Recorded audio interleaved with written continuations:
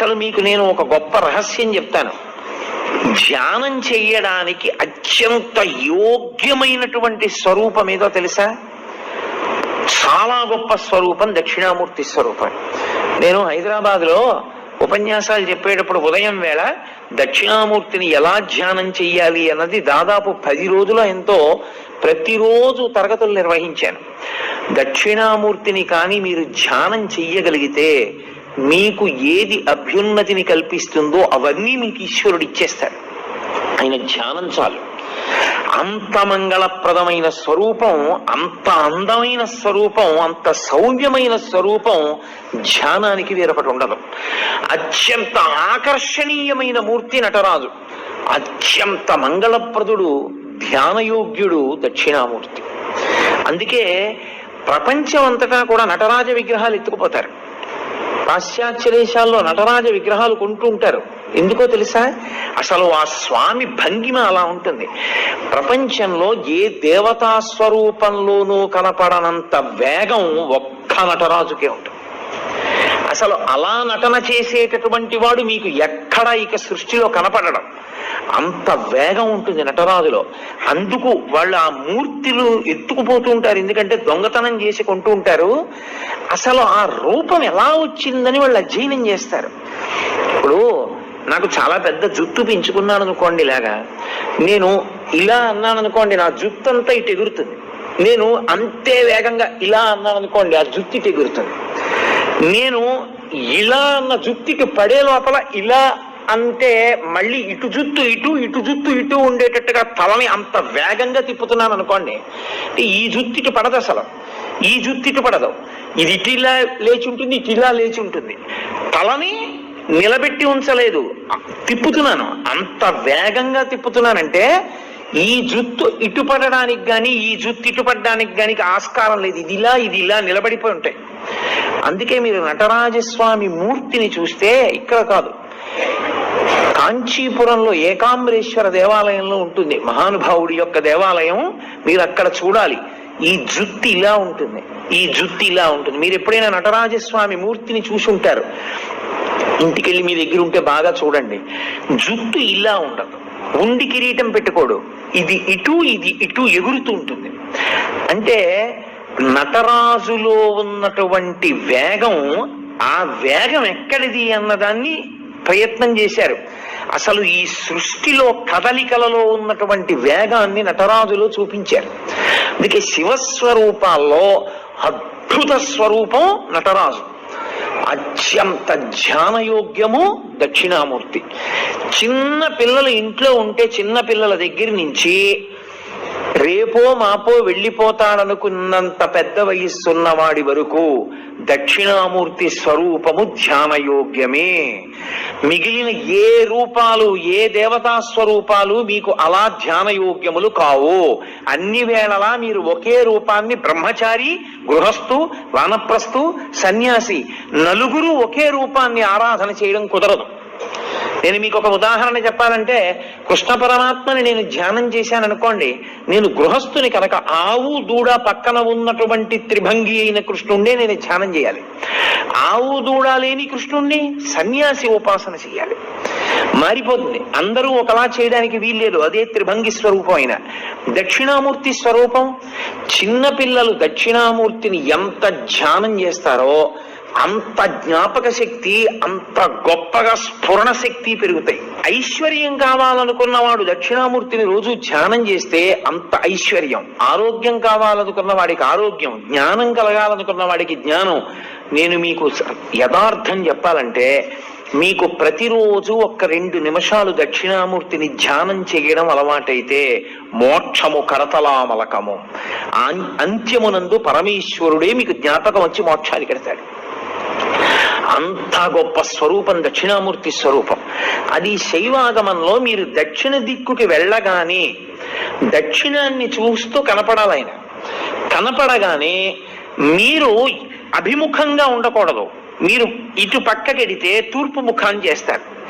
తూర్పు ముఖం చేసి మీరు ఆయన పాదాల వంక చూసి నమస్కారం చెయ్యాలి. ఇక్కడ మీరు చాలా అదృష్టవంతులు. ఇక్కడ ఉన్నటువంటి శివాలయంలో ఆగమానికి సరిపోయేటట్టుగా అద్భుతమైనటువంటి దక్షిణామూర్తి స్వరూపం ఆ శివాలయానికి ప్రదక్షిణం చేసేటప్పుడే దక్షిణంలో ఉంది. చాలా శివాలయాలు ఇవాళ రేపు కడుతున్నటువంటి శివాలయాలలో అసలు ఆ వైభవం లేదు. అంత గొప్ప స్వరూపం దక్షిణామూర్తి స్వరూపం. ఈ దక్షిణ దిక్కుకి చూసేటటువంటి మూర్తి దక్షిణామూర్తిగా మనని చూడమని చెప్తారు.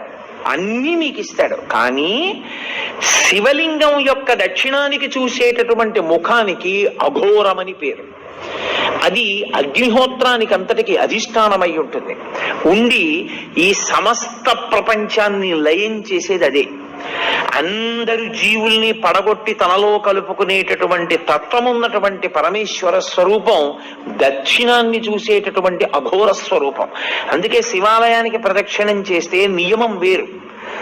మీరు ఏదో ఇలా తిరగడానికి వీల్లేదు శివాలయంలో. ఇప్పుడు మీరు ఇక్కడున్న శివాలయంలోకే వెళ్ళారనుకోండి, మీకు బాగా అర్థమయ్యేట్టు నేను చెప్పాలంటే, మీరు లోపలికి వెళ్ళి చూడగానే చేతులు జోడించి ఓం తత్పురుష ముఖాయ నమః అనాలి. ఒకవేళ భక్తులకి ముఖాలు తెలియవేమోనని బోర్డు పెడతారు. అందుకే అసలు శివాలయంలో బోర్డు ఉండాలి. లేకపోతే మీకు ముఖాల పేర్లు ఎలా గుర్తుంటాయి? గుర్తుండవు. గుర్తుండాలి. ఉండని వాడికి సౌలభ్యం కోసం బోర్డు పెడతారు. బోర్డు పెడితే ఓం తత్పురుష ముఖాయ నమః అని నమస్కారం చేసి మెల్లగా దక్షిణానికి వెళ్ళాలి. మళ్ళీ అభిముఖంగా పై చూసి ఓం అఘోర ముఖాయ నమః అనాలి. ఎవడు అలా అంటూ ప్రదక్షిణం చేస్తుంటాడో వాడు మళ్ళీ పుట్టవలసిన అవసరం లేని రీతిలో జ్ఞానం ఇచ్చి కలుపుకుంటాడు. అందుకని దక్షిణామూర్తి ఉంటారు దక్షిణానికి. లేకపోతే ఆయన లోకాన్నంతటిని లయం చేసి మళ్ళీ పునర్జన్మలిచ్చే స్వరూపమై ఉంటాడు. అందుకే అగ్నికి అధిష్టానమై ఉంటాడు. మీరు దక్షిణాన్ని దాటి పశ్చిమానికి వచ్చారనుకోండి, శివాలయంలో ఆగమం ప్రకారం ఏమిటంటే పశ్చిమ దిక్కున సుబ్రహ్మణ్యేశ్వరుడు ఉండాలి. ఉండి పశ్చిమానికి వెడితే మళ్ళీ మీరు గుడికి ఎదురుగుండా నిలబడాలి. ఆ గుడి యొక్క గోడకి ఎదురుగుండా నిలబడి ఓం సద్యోజాత ముఖాయ నమః అనాలి. సద్యోజాతము అనబడేటటువంటి ముఖం పశ్చిమ దిక్కుని చూస్తూ ఉంటుంది. ఆ పశ్చిమ దిక్కుని చూసేటటువంటి సద్యోజాత ముఖము పృథివికి అధిష్టానమై ఉంటుంది. అది సృష్టికంతటికీ కారణం అదే. ఆ ముఖంలోంచే ఈశ్వరుడు మళ్ళీ పునః సృష్టి చేస్తుంటాడు. అందుకే లోకంలో మాట అంటారు, శివాలయానికి ప్రదక్షిణం చేస్తే తీరని కోరికుందా అంటారు. కారణం ఏమిటో తెలుసా? బిడ్డలు పుట్టాలన్న కోరిక దగ్గర నుంచి సమస్త కోరికలు శివాలయంలోనే తీరుతాయి. కాబట్టి ఇప్పుడు పశ్చిమాన్ని చూసేటటువంటి ముఖం సద్యోజాత ముఖం. అటు తిరిగి అంటే పశ్చిమానికి వెళ్ళినప్పుడు తూర్పుకి తిరగాలి. తూర్పుకి తిరిగి ఓం సద్యోజాత ముఖాయ నమః అనాలి. సద్యోజాత ముఖమే అత్యంత శక్తివంతమైనటువంటి ముఖం. ఇప్పుడు సద్యోజాతాన్ని దాటి మళ్ళీ వెనక్కి వెళ్ళడం ప్రదక్షిణ విధి పక్కన పెట్టండి. మీరు అది దాటితే ఉత్తర దిక్కుకు వస్తారు. ఉత్తర దిక్కుకు వచ్చినప్పుడు మళ్ళీ శివాలయం గోడకి ఎదురుగుండా నిలబడాలి. నిలబడి ఓం వామదేవాయ నమః అనాలి. వామదేవుడు అంటే ఎవరు అన్నది శివమహాపురాణం చెప్పింది. ఏం శివమహాపురాణం ఆ ఉత్తర దిక్కును ఉత్తర దిక్కున ఉండేటటువంటి శివుడి ముఖాన్ని వామదేవ ముఖము అని పిలిచింది. దాని గురించి మాట్లాడుతూ మంగళాయతనం దేవం యువానమతి మంగళం ఝాయేత్ కల్పతరోర్మూలే సుఖాసీనం సహోమయా అంటుంది లింగపురాణం. ఆ ముఖము నీటి మీద అధిష్టానం కాబట్టి అది ఏం చేస్తూ ఉంటుందంటే సమస్త మంగళములను మీకు కృప చేసేటటువంటి ముఖం అదే. యథార్థమునకు అదే విష్ణు స్వరూపం, అదే విష్ణువు. అందుకే శివాలయంలోకి వెడితే అందరికీ నమస్కారం అయిపోతుంది. ఓం వామదేవాయ నమః అని అన్నారనుకోండి, లేకపోతే ఓం వామదేవ ముఖాయ నమః అంటే అనారోగ్యం ఉండదు. అందుకే శివాలయంలో ప్రదక్షిణాలు చేయండి అని ఎందుకంటారో తెలుసా? మెల్లగా ప్రదక్షిణం చేసి ఉత్తరానికి వెళ్ళి నమస్కారం చేస్తే సమస్త అనారోగ్యములకు హేతు ఎక్కడుంటుందంటే ఈశ్వరుడు నీటి ద్వారా అనారోగ్యాన్ని ఇస్తాడు. అందుకే బ్రతుకుట అంటే నీటి వలననే, భోగము నశించుట నీటి వలననే, అనారోగ్యము నీటి వలననే. సంజీవనం సమస్తస్య జగత సలిలాత్మిక భవ యుత్యుచ్యతే మూర్తిర్భవస్య పరమాత్మనః అంటుంది లింగపురాణం. నీటి మీద ఆయన అధిష్టానం. మీకు అందుకే ఏదైనా ఊరు వెళ్ళారనుకోండి, నాకు అక్కడ కూర పడలేదండి అన్నావు, నాకు ఆ నీళ్లు పడలేదండి అంటాడు. అనారోగ్యమునకు కారణము నీరే, మనిషి పడిపోవడానికి కారణము నీరే. నీరు అంత శక్తివంతం. నీటి మీద అధిష్టానమై ఆయన ఉత్తరాన్ని చూస్తూ ఉంటాడు. ఆ ముఖానికి ప్రతిరోజు మీరు గోడవంక చూసి ఓం వామదేవ ముఖాయ నమః అన్నారనుకోండి, ఆయన మీకు ఏకకాలమునందు మూడిటిని కృప చేస్తాడు. ఒకటి, మీకు ఏదుందో దాన్ని ఉంచుతాడు, అది పాడైపోకుండా కాపాడతాడు. రెండవది, మీకు ఉత్తరోత్తరాభివృద్ధిని ఆయనే కల్పిస్తాడు. ఉత్తరోత్తర మీరు సంతోషంగా ఉండడానికి కావలసిన సమస్త అభివృద్ధి ఆ ముఖంలోంచే వస్తుంది. మూడు, వచ్చినటువంటి భోగస్థానములను మీరు అనుభవించడానికి వీలుగా దేహారోగ్యం ఉంచుతాడు. ఈ మూడు ఇంగ్లీష్లో సస్టినెన్స్ అంటారు, స్థితి ఉంచుట. ఈ పదంలోకి వెళ్ళేటటువంటి సమస్తమైనవి కూడా వామదేవ ముఖంలోకే వెళ్ళిపోతాయి. వామదేవ ముఖంతో ఉన్న మూర్తిని పూర్తిగా చూడాలంటే మీరు పశుపతినాథ్ దేవాలయం ఎదురుగుండా ఉన్న గోడ పైన ఉన్నటువంటి శిఖరం దగ్గర చూడాలి. శివమహాపురాణంలో ఎలా చెప్పారో అలాగే కల్పవృక్షం కింద కూర్చుని ఎడమతల మీద పార్వతీదేవిని పెట్టుకుని ఎంత సంతోషంగానో, ఎంత నవ్వుతూ ఉంటాడో. పరమశివుడు అంత ప్రసన్నుడై అంత నవ్వుతూ మీకు కనపడ్డం. వామదేవ ముఖంతో ఉండేటటువంటి పరమేశ్వరుడు అంత ప్రహృష్టవదనంతో ఉంటాడు. వెళ్ళి ఓం వామదేవ ముఖాయ నమః అంటూ ఉంటే చాలు, ఆయన ఎంతో ప్రీతి చెందుతాడు. తూర్పు ముఖాన్ని అలా ఉంచండి. 5వ ముఖం పైకి ఉందే, దాన్ని ప్రదక్షిణం పూర్తి చేసేటప్పుడు చూడాలి. మీ ప్రదక్షిణం పూర్తయిపోయాక శివాలయంలో లింగాన్ని చూసి బయటికి వచ్చేయకూడదు. ఒకసారి మీరు అక్కడే నిలబడి పైకి చూడాలి. ఇలాగా చూసి ఓం ఈశానముఖాయ నమః అనాలి. దానికి పేరు ఈశానము అని పేరు 5వ తలకాయకి. అది ఆకాశానికి అంతటికి అధిష్టానమై ఉంటుంది. అదే మోక్షకారకం. ఇప్పుడు మీరు కొంచెం జాగ్రత్తగా గమనిస్తే నేను ఇందులో 5 ముఖముల చేత 5 కార్యములను ప్రతిపాదన చేశాను. సృష్టి, స్థితి, లయ, తిరోధాన, అనుగ్రహములు అని. సృష్టి కొత్తగా ఏర్పడుతూ ఉండడం, స్థితి ఉండడం, లయ పడిపోవడం, మళ్ళీ బ్రహ్మాండంలో కలిసిపోతూ ఉండడం. తిరోధానము అన్న మాటకు అర్థం ఏమిటో ఇప్పుడు నేను చెప్తాను చూడండి. తిరస్కరణీ విద్య అని ఒక విద్య, తిరస్కరణీ విద్య ఉందండి ఆయన దగ్గర, చాలా జాగ్రత్తగా ఉండండి అంటారు. తిరస్కరణీ విద్య అంటే ఏమిటో తెలుసా? ఆయన తనకి ఉన్నటువంటి ఉపాసన బలం చేత, తనకి వశమైనటువంటి దేవతల కృప చేత అక్కడ ఉన్న వస్తువు మీకు కనపడకుండా చేస్తాడు. దాన్ని తిరస్కరణీ విద్య అంటారు. అప్పుడు ఏమవుతుందంటే ఆయన ఏ దేవతని పిలిచాడో ఆ దేవత మీకు కనపడకుండా చేస్తుంది ఆ వస్తువుని. చిన్న చిన్న దేవతల్ని పట్టుకుంటారు, పట్టుకుని ఉపాసన చేస్తారు. చేస్తే తిరస్కరణీ విద్య స్వాధీనం అయిపోతుంది. తిరస్కరణి ఎంత గొప్పదో అలాగే అవతల వారిని వశీకరణం చేస్తారు. వాళ్ళు ఎప్పుడు ఇంకా వాళ్ళకే వశవర్తులైపోతారు. అలా వశీకరణ విద్య, ఇవన్నీ విద్యలు ఉంటాయి. ఇందులో తిరస్కరణీ విద్య అక్కడ ఉన్నది కనపడదు, కనపడకుండా చేస్తాడు. అక్కడది ఉన్నది కనపడకుండా చెయ్యడం తిరస్కరణీ విద్య అయితే, తిరస్కరణి ఎక్కడి నుంచి వచ్చిందో తెలుసా? తిరోధానము. తిరోధానము అంటే ఉన్నది కనపడకుండా లేనిది ఉన్నట్టు కనపడుతుంది. చూసారా, మాంత్రికుడు మాయ చేశాడండి అంటారు, అదే తిరస్కరణీ విద్య. తిరోధానము అంటే ఏది ఉన్నదో అది కనపడకుండా, ఏది లేదో అది ఉన్నట్టు కనపడుతుంది. సత్యము అసత్యముగా, అసత్యము సత్యముగా కనపడేటట్టు చేయగలిగిన ముఖమునకు తత్పురుష ముఖం అని పేరు. అది తిరస్కరణి. ఏది దాస్తోంది అదే మాయా. శంకర భగవత్పాదుల యొక్క ప్రతిపాదన అక్కడుంది. అందుకని పీఠాధిపతులందరూ చంద్రమౌళీశ్వరారాధన చేస్తారు. వాళ్ళందరూ చంద్రమౌళీశ్వరారాధన ఎందుకు చేస్తారంటే వాళ్ళెవ్వరూ మాయకి కట్టబడకుండా జ్ఞానమునందు నిలబడడానికి శంకరాచార్యుల వారు పెట్టిన పద్ధతి. ఇప్పుడు తిరస్కరణి ఉన్నది ఆత్మ ఒక్కటే, పరమేశ్వరుడు ఒక్కడే ఉన్నాడు. ఒక్కడే అయిన పరమేశ్వరుడు కనపడకుండా విశ్వము కనపడుతూ ఉంటుంది. అబ్బో ఎంతమంది ఉన్నారో, ఎన్ని మొక్కలు ఉన్నాయో, ఎన్ని పువ్వులు ఉన్నాయో అంటాడు తప్ప ఉన్న విశ్వనాథుడు కనపడడు. విశ్వనాథుడు కనపడకుండా విశ్వం కనపడేటట్టు చేస్తాడు. అలా కనపడినంత కాలం మాయకి వశుడైపోయాడని గుర్తు.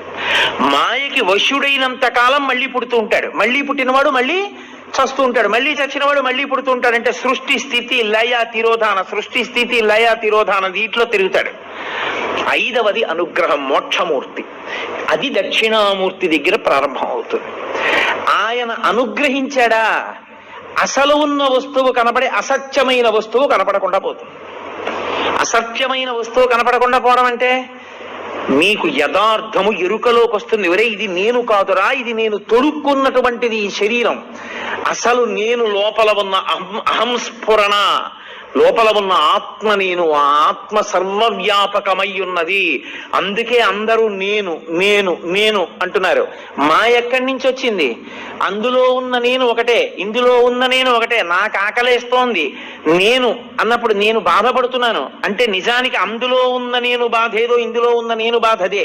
కానీ ఇందులో నేను అనేటప్పటికి అందులో నేను నేననదు, నువ్వు అంటుంది.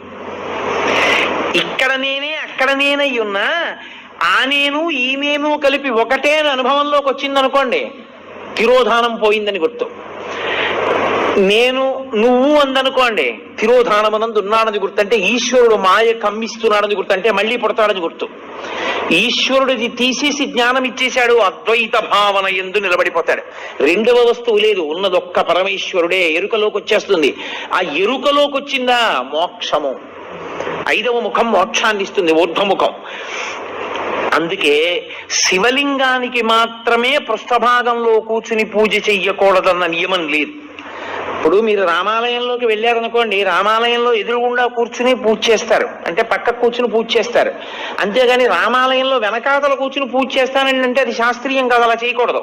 శివలింగానికి ముందు కూర్చోవచ్చు, పక్కన కూర్చోవచ్చు, వెనక్కి కూర్చోవచ్చు, పైన పోయొచ్చు. ఎందుకని?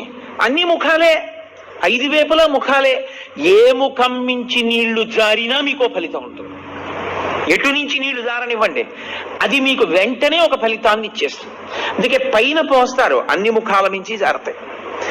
ఇప్పుడు శివాభిషేక తీర్థాన్ని తొక్కకూడదు. అది కాని తొక్కాడా ఉత్తర క్షణం పూర్వజన్మలలో చేసుకున్నటువంటి పుణ్యము నశించిపోతుంది. మరి ఎలా, ఎవరు చేస్తారు అభిషేకం? అందుకే ఒక్కరికి మాత్రమే అధికారం ఇచ్చి ఆయన్ని శివస్వరూపంగా గుర్తిస్తారు. గుర్తించి ఆయనకి దీక్ష ఇచ్చి ఎవరు ఆ ప్రత్యేకమైన దీక్ష యందు ఉంటాడో వాడికి ఒక్కడికే అభిషేకం చేసేటటువంటి అధికారం ఉంటుంది. కొంతమంది గృహస్థులుగా ఉంటారు, దేవాలయాల్లో అర్చకత్వం చెయ్యరు, కానీ వారికి ప్రత్యేకమైన దీక్షలు ఉంటాయి. ఆ దీక్ష ఉన్నవాడు ఆలయంలోకి వెళ్ళి అభిషేకం చేయొచ్చు, ఏమి దోషం ఉండదు. తప్ప అందరూ అభిషేకాన్ని శివాలయంలోకి వెళ్ళి చెయ్యకపోవడానికి కారణం అదే. నిజానికి మేం బ్రాహ్మణం అండి, అందుకని మేము లోపలికి వెళ్ళి అభిషేకం చేసుకుంటామని వెళ్లకుండా ఉండడమే మంచిది. అలా వెళ్ళకూడదు. శాస్త్రం శాస్త్రం, నేను శాస్త్రం ఒక్కటే చెప్తా, పై మాటలు మాట్లాడడం నా జన్మలో నాకు అలవాటు. ఏదైనా జరిగిందనుకోండి, మనం ఏమంటాం? అది ఈశ్వరుడు నిర్ణయించాడు, లలాట లిఖితారేఖ పరిమాష్టం న శక్యతే. ఒకటి జరగలేదనుకోండి, ఈశ్వరానుగ్రహం లేదంటాం.